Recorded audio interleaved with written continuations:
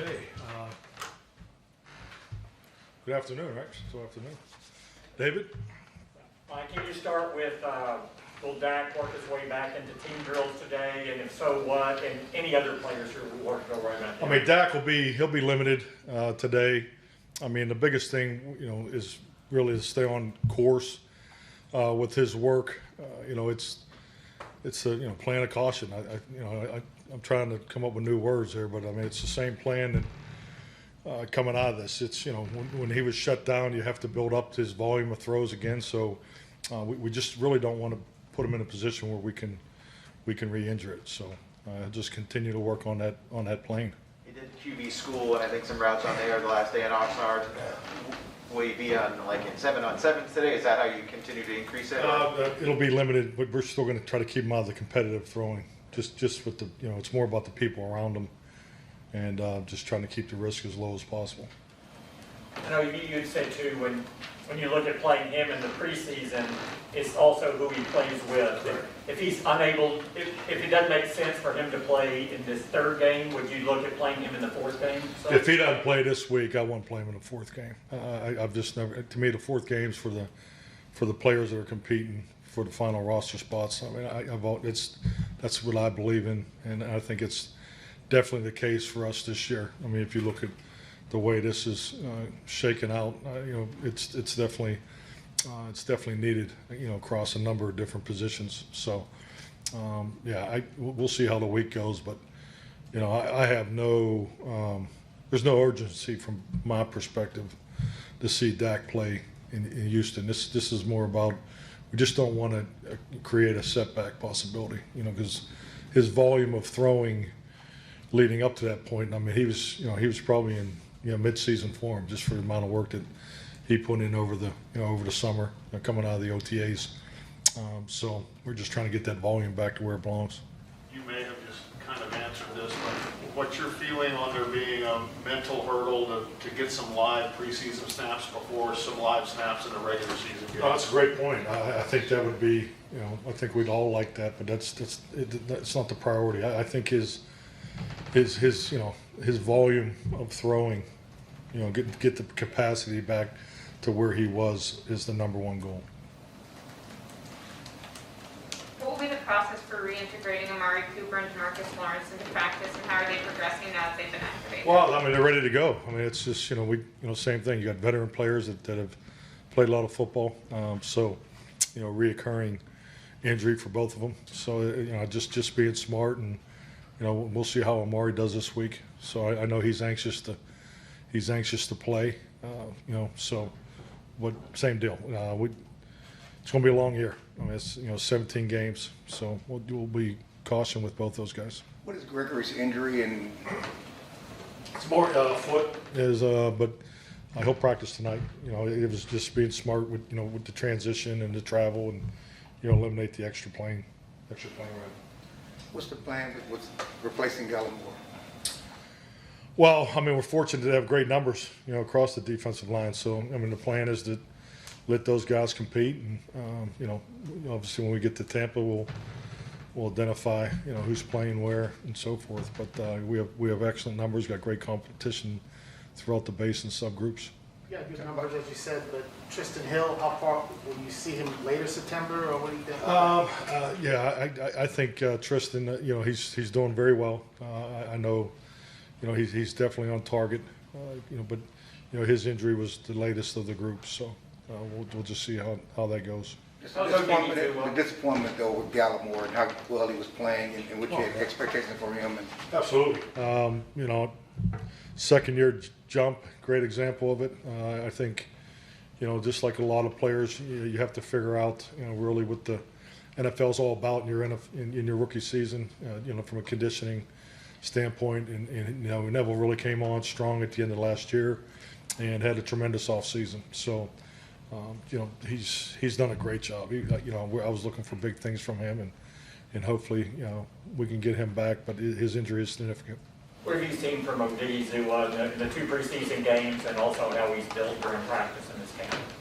Well, once again, I think it's a great example of just taking advantage of opportunities. I mean, it's you got to love the way he plays, and it's another case of these next 2 weeks are going to be big. So we'll see what happens.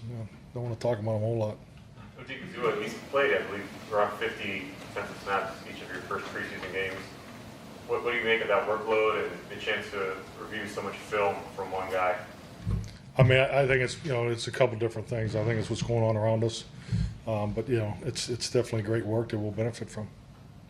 Mike, can you kind of walk us through your center plan? Is there a competition between Connor Williams and Biotis? How are you guys working that? No, I think it's more. That's why I did in the press conference the way I addressed it. I wanted you to make it clear that I don't want to be playing Connor a whole bunch throughout the preseason. So I mean he's been our starting left guard. So but we do want to get him quality center reps. So that's why we did it the way we did it in Arizona. That's all that was. So and it's still the same. Biotis is a guy that didn't get a lot of work last year as a rookie. He needs it too. How did you kind of get him going more? Yeah, I mean we believe in our practice structure. I mean you get the chance to be around the league and our guys practice the right way. We have great tempo, so they're quality reps.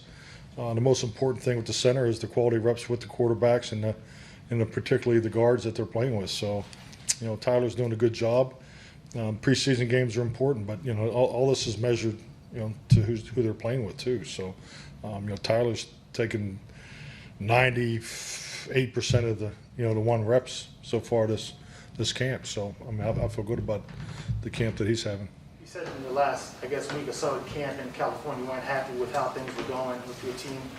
Coming home, would that be a bit of a boost, you think, in some ways?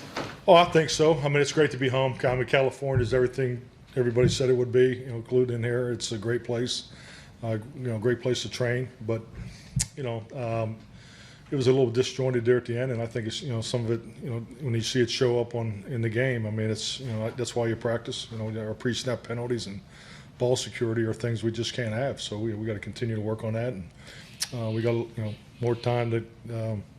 Everything all right back there?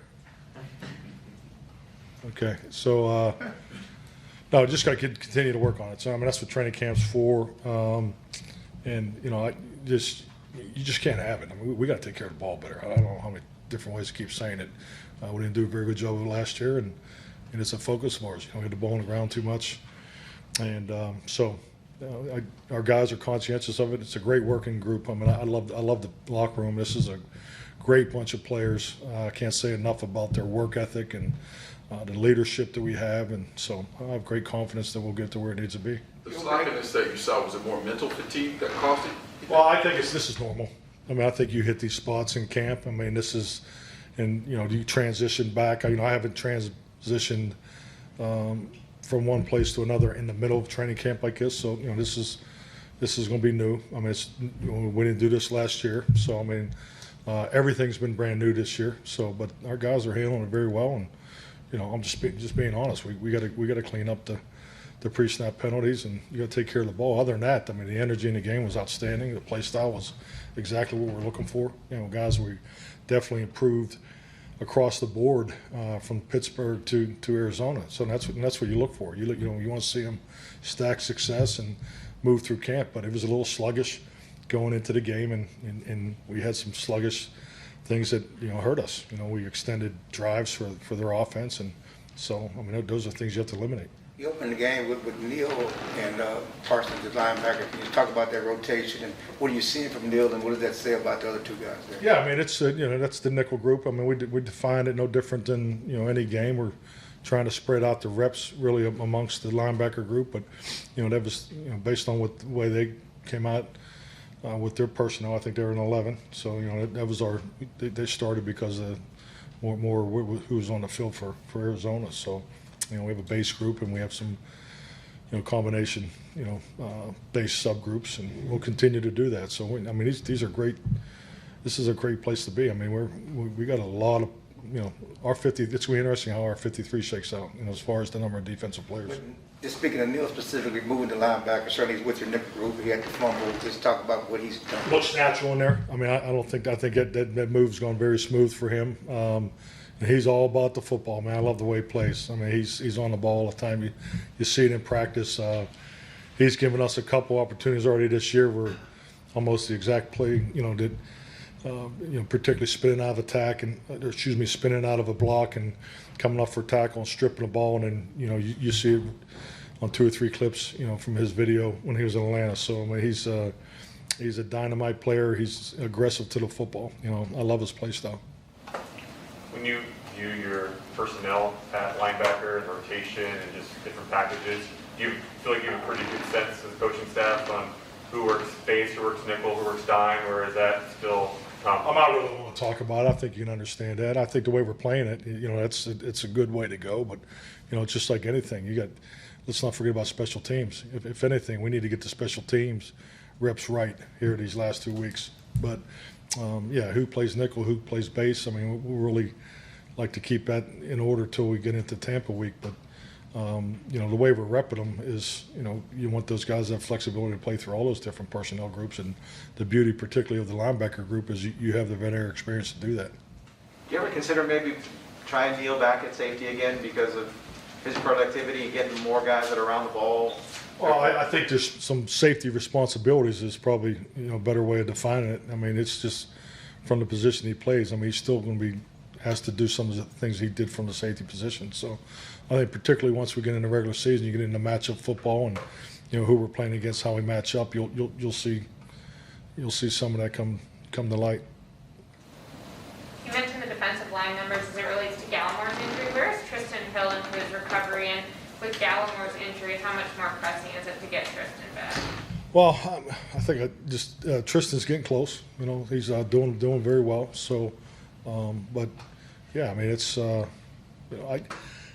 mean, to me, when a player's coming back off an injury, it's we're not going to do anything until he comes over that threshold. So until then, it'll be great to have. You can't have enough big guys. I mean, if you look at the way seasons are going, and you get into the season, those are offensive linemen, defensive linemen are usually the hardest group to find out there. So, so when Tristan comes back, it'll be great to have him back in there and see how it fits. Malik Turner, forgive me if we asked about him, I don't know if we have. He exited with a foot injury. What's the outlook there? I would diagnose him as day-to-day. I'm not sure if he'll go tonight. We'll see how he warms up. McKeon? McKeon, significant. He's going to be multiple weeks. How about Nseki? He's fine. He's in practice tonight. Where are you guys in that backup tackle, swing and tackle spot between Steele, him? I don't know if Brandon Knight will be in that mix or not. Yeah, I think you've seen the way we've been repping those guys in practice, and the way the reps have been sorting out, and as far as who's playing left and who's playing right, I think it's important to hopefully maybe get some balance there, and maybe even try to get both those guys a little more right side, work at the right side. With Gallimore out now, will you look at moving one of those veterans who's been more on the outside, who has a little flex, work him in there, or are you pretty comfortable with where you are? Well, I'd like to. I mean, you got to love the young guys in there. Oso and Bohannon have done very well with their opportunities. So, yeah, and Brent has a chance to bounce down in there, and when Basham comes back, he can step in there and pass down. So, I mean, the beauty of the veteran defensive line group, the veteran free agents that we signed, and the beauty of the rookie group is they all have multiple technique abilities. So I'm very confident we'll be fine with those guys. How did Joseph play against the Cardinals? How did Kelvin Joseph. Oh, he played okay. I'm just trying to think of his grades. Did some good things. Obviously, I think the one penalty was, was just he was playing cover 2. They called holding, and the contact happened. Probably about 6, 7, 8 yards down the field. So I mean, combative penalties, I've never really lost a lot of sleep over them. I think those are things that are all correctable. But I think he's had some rookie moments in the game, and he needs to continue to work through those. Thank you. Thank you. Thank you. Thank you.